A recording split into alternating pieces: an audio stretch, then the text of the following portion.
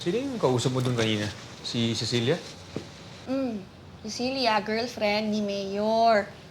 Ay, hindi ka kasi nakikinig eh. Paulit-ulit. Oh, kumusta? Mabait naman ba? Oo. Bait naman siya. Friendly. Siya kausap. Ay, alam mo ba? Ito nga, nagulat ako. Sabi ni Cecilia, ang bango daw ng buhok ko. Eh di, sabi ko sa kanya, conditioner ko lang yun.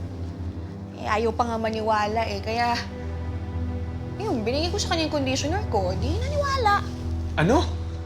Binigay ko yung conditioner ko sa tao. Ulit-ulit? Eh naman tayo eh. Ang bingi. Uy, sandali, bakit ganyan ba itsura mo, ha? Ano ang reaksyon yan? Ha? May problema ka ba? Conditioner ko yun, di ba? So okay lang naman, nagbigay ko sa tao. Akin yun eh. Dayan, Oh, Dayan, may kailangan kang malaman. Emil? Anong ginawa mo?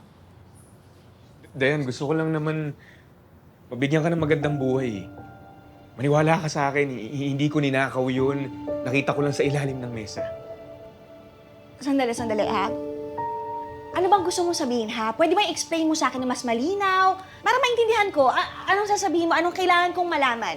Yung singsing ni Miss Rose, na nawawala kanina. Yung 1 million pesos na singsing? Yun? Oh, Oh! Asan? Dayan, naisip ko, tapusin lang muna natin itong retreat nang walang nakakita na nasa akin yung singsing. Tapos, safe na tayo. Kaya ko nga ito tinago eh. Okay. Sandali, sandali. Tinago mo saan? Huwag mong sabihin... Emil! Tinago mo dun sa conditioner ko, kaya mo hinahanap? Ha? Yung conditioner na binigay ko kay Cecilia? Diyos ko naman, Emil! Kapag nakita yun ni Cecilia, guilty kagad tayo.